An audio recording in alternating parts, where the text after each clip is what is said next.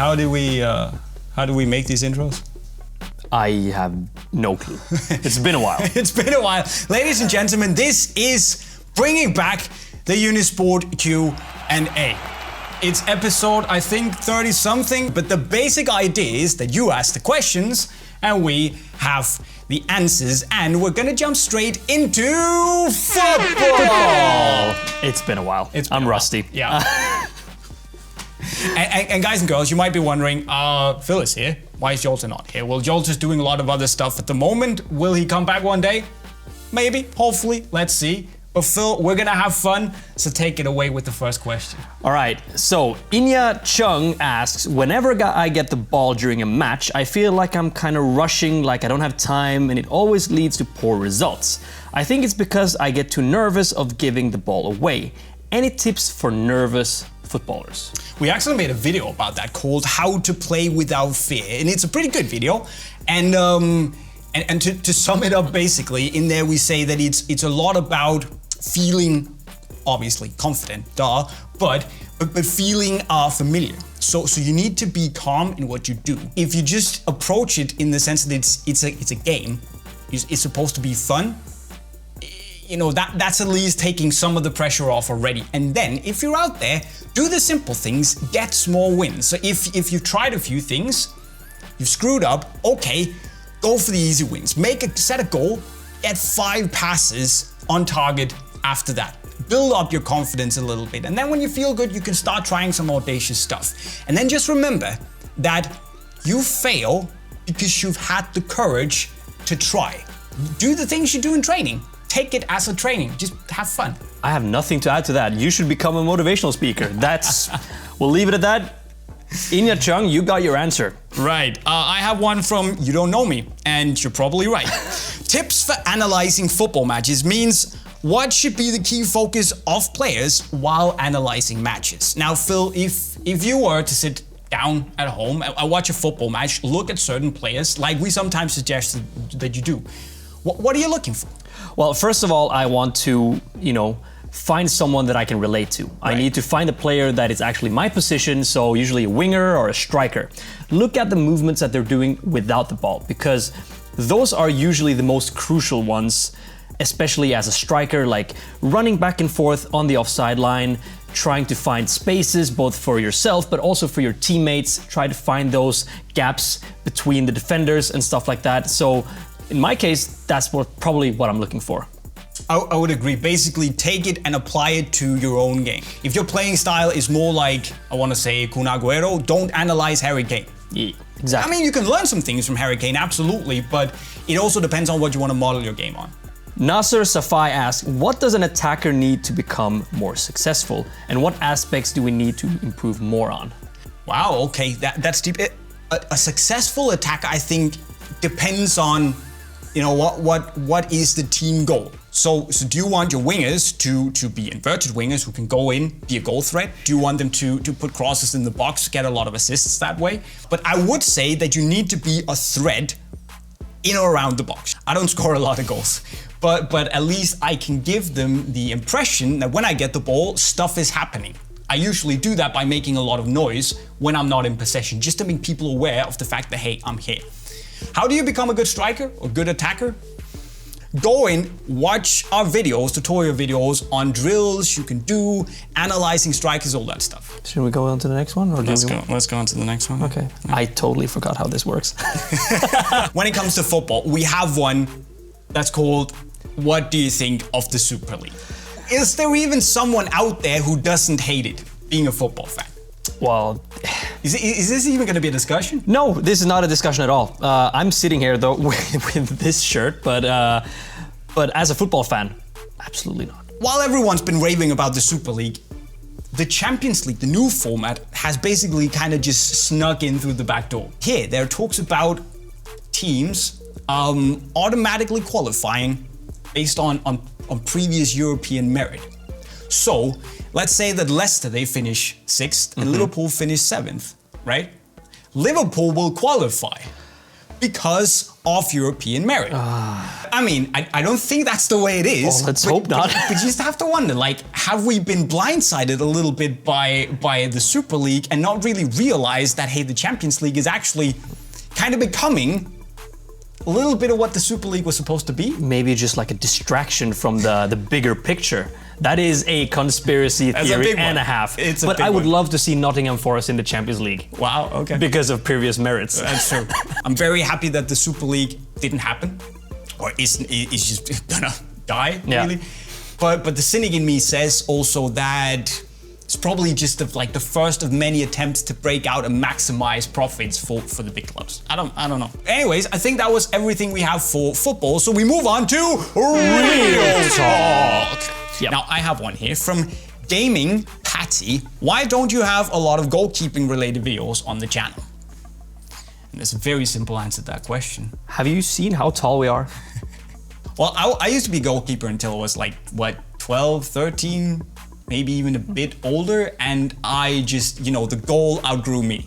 But there's a good reason, because, we're not goalkeepers. And, we can go out there and say something, this is how you catch the ball, all that stuff. But we don't really know that much about goalkeeping. Is there much credibility if we tell you about how to grip the ball or how to do the specific saves?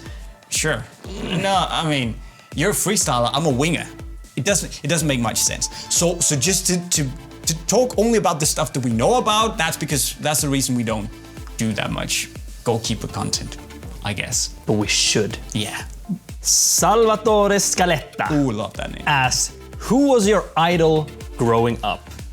And I hope that means in football terms. Oh yeah. Obviously one of my childhood heroes is Cristiano Ronaldo. He was just that young guy who just came in completely unimpressed and just did his thing. I also loved Teddy Sheringham as a Manchester United fan. Just such a no-nonsense player. Yeah. I have one that I loved growing up, and I love him even more now. Who's that? Eric Cantona. Oh. The guy with the collar, and then went on to be the bearded guy in the Joga Bonito commercials. French actor, and now also anti-Super League advocate, which is like, respect is just going through the roof for this man. Oh yeah, Cantona was a legend, proper legend, man. Still is. The next one, from Lo-Fi Goody. How many footballers have you met? See, that was the kind of face I made. And I don't have the exact number because I have met a lot of professional football players. Let's just keep it to professionals, right? But please, flex. Because there's been a lot. Like, I've seen the Unisport videos. Ronaldo, Messi, Neymar, Salah, Firmino, Gundogan. So many I'm missing here. Lewandowski, Thomas Müller, Serge Gnabry. I mean, the list is very long. The list goes on and on and on. But I've met also Zlatan Ibrahimovic. Same. You freestyled in front of him. I did. We had a 1-hour conversation, which was amazing. Okay. Like, I was able to ask him whatever question I wanted, and it was the summer before he signed for United. Wow. So that's pretty awesome. Do you think I asked a question about United? Yes. Do you think he answered straight-faced? No. No. But I knew it was gonna happen, and it did happen, so it was beautiful. Awesome. Phil, with those words, I think we should move on to the book bag. Do you have goodies for me? I do have goodies for you. Let's find it here. Yeah, I'm not gonna try to pronounce that. Which of the Nemesis generation was or is the best? I would personally say that I think they've only gotten better as they've progressed. So for me, it would be the Nemesis 0.1s. They're simply just, the most comfortable, the one that moves the best with the foot. And it's just everything that's been good about the previous generations of the Nemesis that, all packed into one. I can't answer that question. No, you probably can't. No. I have one from Gino Bergström. Best boots for different types of foot shapes. Oh, that's a good question because we do have very, very different foot shapes. Exactly. You have a very wide foot, I have a super slim foot. What would you say best for wide feet? I mean, we all know it. Yeah, the Puma Ultra. Puma Ultras. Yeah. I would say best for slim feet would probably go with the Mizuno Morelia Neo 3 Beta Japans. Slimmest of the bunch. The Vapors are also pretty nice, and the X's are pretty slim as well. But the Neos would be the slimmest. And yeah, you could go for wide feet, Ultras, Furons.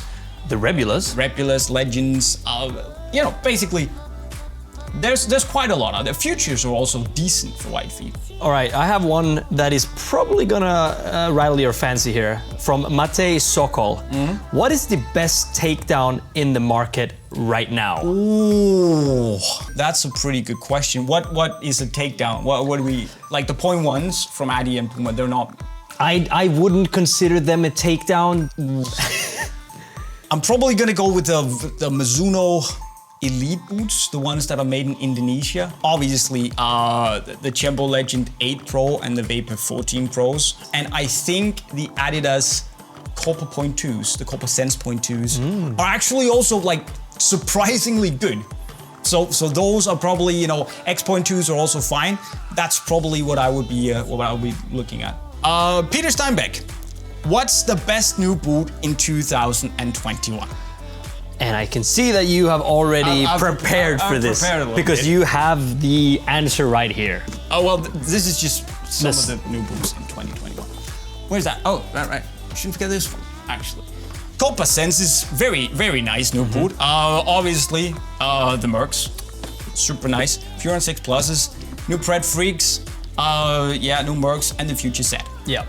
Which launched to the general public this year, right? We counted. Out of these, which would be your favorite film? You know what? I think you're gonna be pleasantly surprised by my answer here.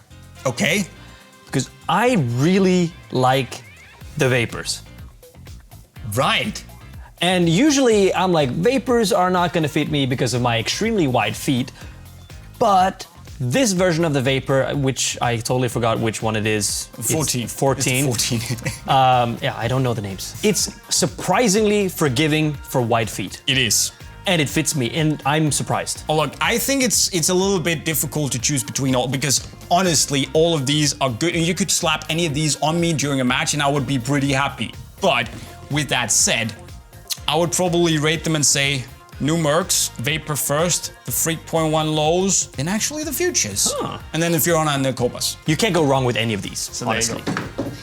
But guys and girls, that was what we had. That was the big bombshell at the end of the episode. Of course, slightly different format. We're gonna tweak it as we go by. Might bring back the question of the month, the giveaway, all that stuff. But if you have any questions you'd like us to answer in the next Q&A episode, leave them in the comment section right down below.